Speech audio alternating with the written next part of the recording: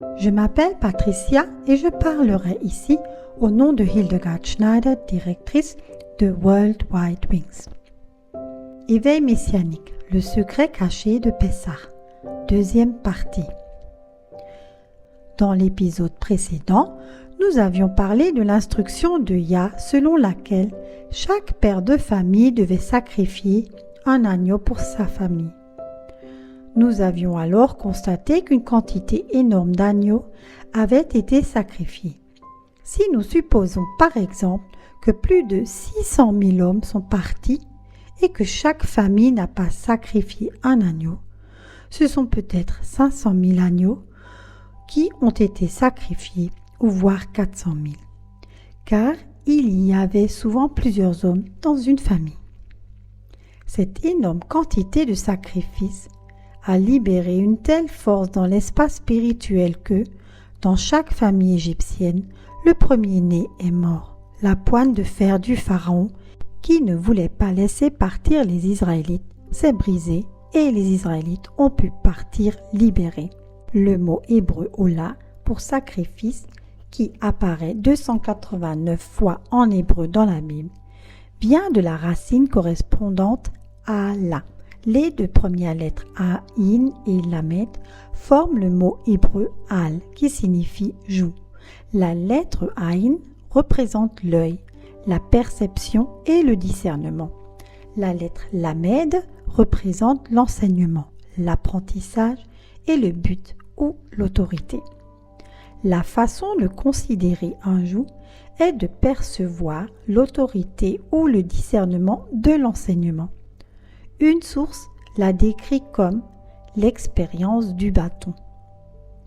Le dictionnaire Merriam-Webster décrit un joug comme suit: une barre ou un support fixé à la tête ou au cou de deux animaux de travail, par exemple des bœufs, pour leur permettre de tirer une charrue ou une lourde charge. Un joug est utilisé pour attacher un animal ou un homme à un objet qui a été désigné comme charge. Lorsque deux animaux ou plus étaient utilisés, le joug répartissait le poids ou la force nécessaire pour déplacer la charge. Les paléo-hébreux ont désigné la première lettre de l'alphabet comme deux bœufs tirant une charge. Bien que Yah aurait pu ordonner à Moïse d'offrir un agneau en sacrifice pour tous, Yah a exigé que chaque père de famille offre un agneau en sacrifice. Et plus tard, Yah a donné les prescriptions individuelles pour le sacrifice dans le tabernacle et le temple. En d'autres termes, le sacrifice est indissociable de Yah. Examinons maintenant ce lien de plus près. Comme nous l'avons entendu dans le mot Ola, pour sacrifice se trouve le mot Al pour joug. N'est-il pas vrai que le joug auquel Yah s'est volontairement lié, à savoir le sacrifice de son fils Yeshua avant la fondation du monde, il l'a maintenant placé en cette nuit de Pessah sur tous les pères de famille, afin qu'ils participent à son joug de sacrifice. Yah s'est mis sous le joug du sacrifice avec les pères de famille, qui sont à la tête de leur foyer. Plus nous méditons et lisons des passages bibliques à ce sujet, plus nous découvrons que les voies du sacrifice sont indissociables de notre Elohim. Nous reconnaissons que ces voies sont indissociables de sa nature. Même si nous prenons les paroles de Yeshua, « Prenez mon joug sur vous et apprenez de moi » Matthieu 11, verset 19. Ne gagnons-nous pas, en suivant les enseignements de Yeshua, de nouvelles connaissances sur notre Père, une nouvelle vision d'Elohim à travers son Fils, une nouvelle relation? Nous retrouvons cette idée de sacrifice dans les instructions relatives aux trois fêtes. Ainsi, nous lisons les instructions suivantes pour la Pâque dans Lévitique 23, versets 12 à 14. Le jour où vous présenterez la gerbe, vous offrirez en holocauste à l'Éternel un agneau d'un an sans défaut. Vous y joindrez une offrande de 4,5 litres de fleurs de farine pétrie à l'huile, comme offrande passée par le feu, dont l'odeur est agréable à l'Éternel, et vous ferez une offrande d'1 litre de vin. Vous ne mangerez ni pain, ni épis rôtis ou broyés, jusqu'au jour même où vous apporterez l'offrande à votre Dieu. C'est une prescription perpétuelle pour vous au fil des générations, partout où vous habiterez. Il est à nouveau question de l'offrande d'un agneau, que nous ne sacrifions pas littéralement pour le moment, car il n'y a pas de temple, mais nous pourrions sacrifier la valeur de l'agneau ou une valeur moindre selon nos possibilités. Après tout, il est question d'un ordre éternel pour les générations dans toutes les demeures. Indépendamment des instructions concernant les sacrifices dans le tabernacle et le temple, nous trouvons dans la parole de Yah tant de preuves que les hommes de l'époque avaient accès à ce côté de Yah, que sa nature était étroitement liée au sacrifice. Prenons par exemple Job. Il y avait dans le pays d'Ouz un homme qui s'appelait Job. Il était pieux et droit, craignant Dieu et évitant le mal. Il eut 7 fils et 3 filles. Job 1, versets 1 à 2. Et ses fils allèrent faire la festin, chacun dans sa maison le jour de sa fête, et ils envoyèrent inviter leurs 3 sœurs à manger et à boire avec eux. Verset 4. Et quand les jours du repas étaient passés, Job envoyait les sanctifier et se levait de bon matin pour offrir des holocaustes au Lah, selon leur nombre à tous. Car Job pensait, il se peut que mes fils aient péché et renié Elohim dans leur cœur. C'est ainsi que Job agissait en tout temps. Verset 5. Job était pieux, tam, qui signifie moralement innocent, intègre, quelqu'un de moralement et éthiquement pur. Droit, yazar, droit, juste, vertueux. Il craignait Dieu.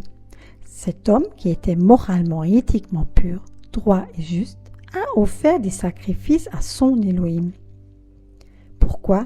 Il voulait sanctifier les jours de festin de ses fils et de ses filles pour des holocaustes et offrir des sacrifices pour les péchés potentiels de ses fils et de ses filles.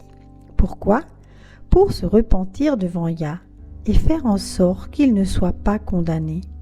Est-ce que nous rejetons cet acte simplement comme une coutume de l'Ancien Testament?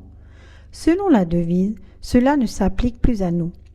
Comme on le prétend dans toutes les communautés, la Torah ne s'applique plus à nous, alors que Yeshua a dit.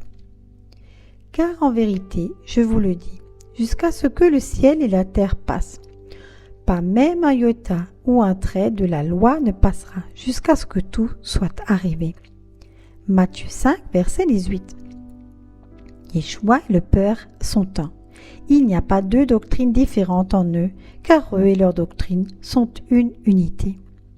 Si nous déclarons que tout est bienveillant, nous devrions l'inclure, mais qui fait un sacrifice pour le comportement rebelle de ses enfants devant Yah.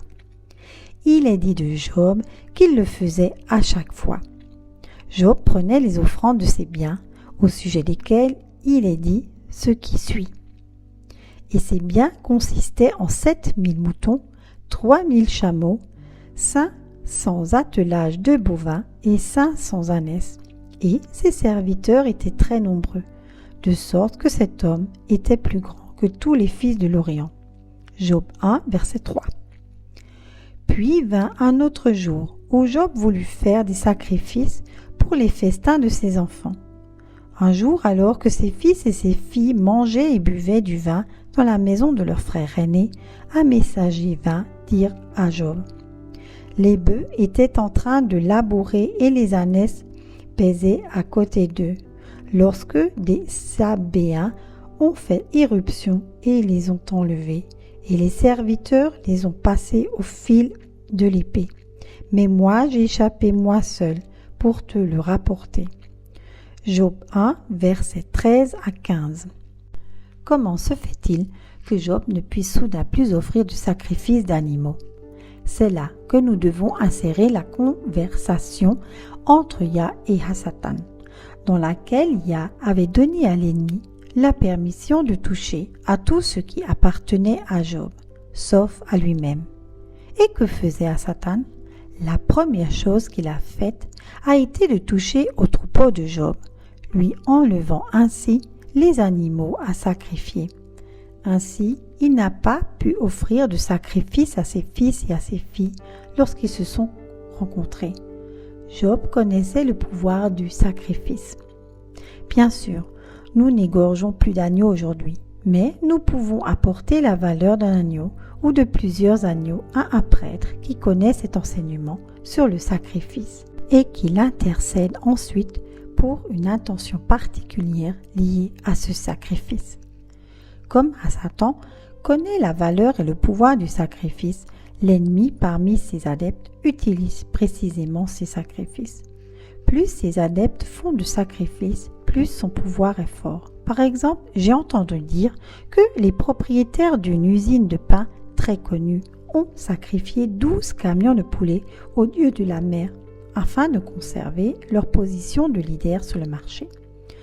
Nous connaissons tous les sacrifices offerts à Satan, allant jusqu'au sacrifice humain.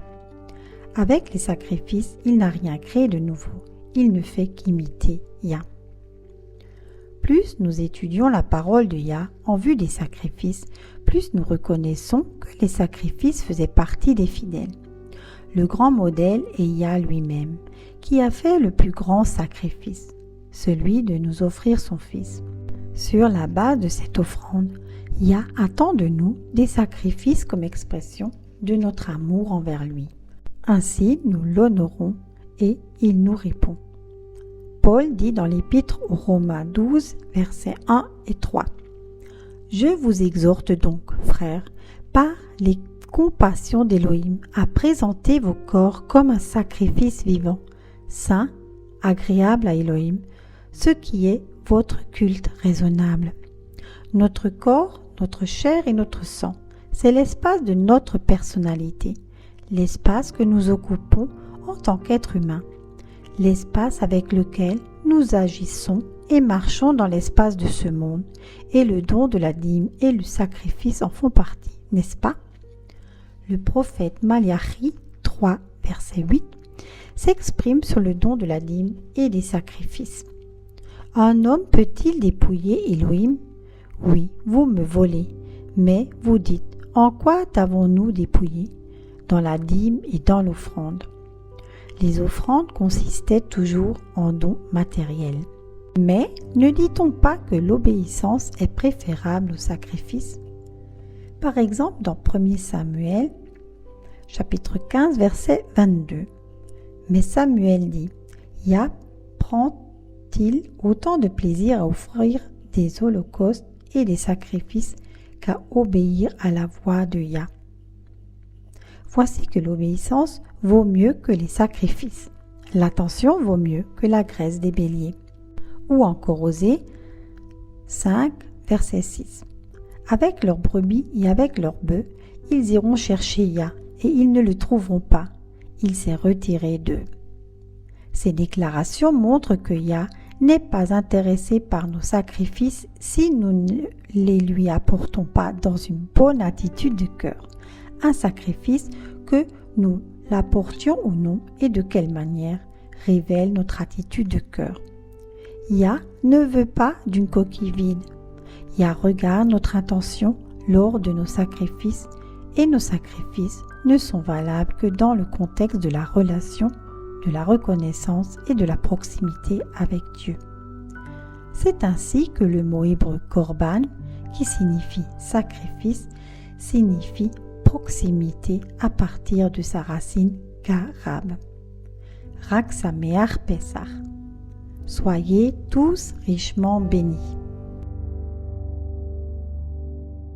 Chères sœurs et chers frères, si grâce à nos vidéos vous avez reçu une bénédiction, c'est de bon cœur que nous accepterions, si cela vous est possible, un don ou un don mensuel afin que nous puissions par ce biais poursuivre cette démarche sincère. Vous trouverez ci-dessous nos coordonnées bancaires, IBAN et BIC. Veuillez indiquer Éveil Messianique dans l'énoncé du virement. Un grand merci et likez avec votre abonnement. Soyez tous richement bénis. Je vous remercie pour votre écoute et vous invite à nous rejoindre sur Facebook Éveil Messianique.